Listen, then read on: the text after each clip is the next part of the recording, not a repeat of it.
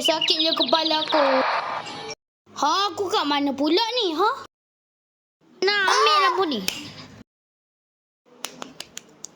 Ha?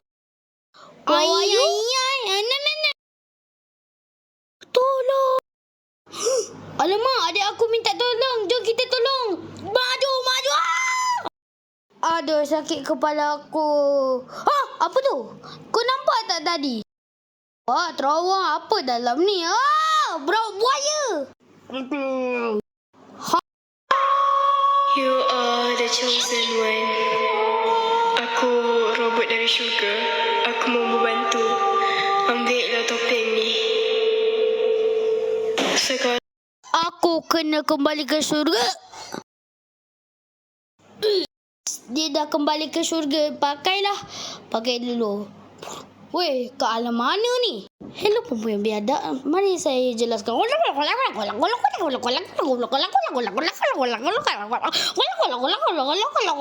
Aku tak suka alam tu.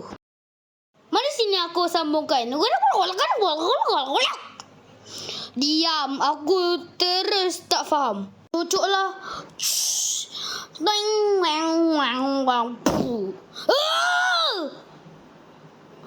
Apa tu? Pakcik siapa tu? Ui, main teleport pula dia. Mana dia? Sinilah. Saya ada Cukuplah, sini binatang buas. Binatang buas.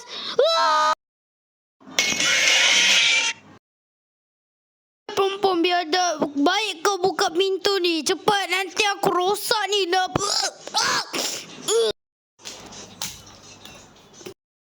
Rasa ni orang. Apa ni? Nanti aku sesat. Nyam. Boleh. Makan lagi. Wah, ada portal. Masuklah. Masuk. Lah, ni dulu tempat ni. Masuk balik lah. Kembali. Masuk lagi lah. Ni kat bagaimana? Ni Minecraft. Ni Sonic. Ni Gummy Bear. Ni Sonic pula. Woi, budak, apa kau buat tu? Sorry, pakcik. Boleh. Aku boleh nyanyi. Kiodamar. Innalillahi. Adalah Monty. Ini baru pertama kalinya dia berenang. Monty. Uish, ada mayat wah.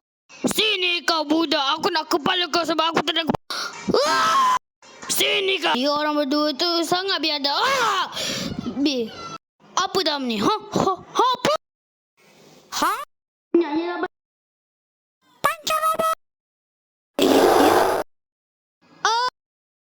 Aku dah tak boleh. Maaf, Roxy, aku akan baik. Buat je lah. Kerana aku sayang kau. Buat.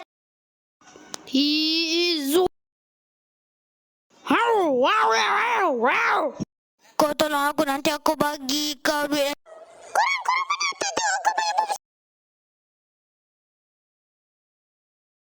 Kau sampai pun.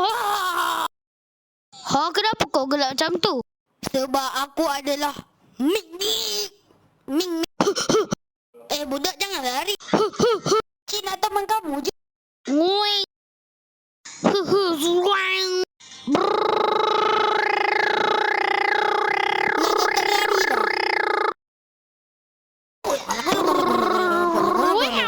Wah, pergi. Bye, budak.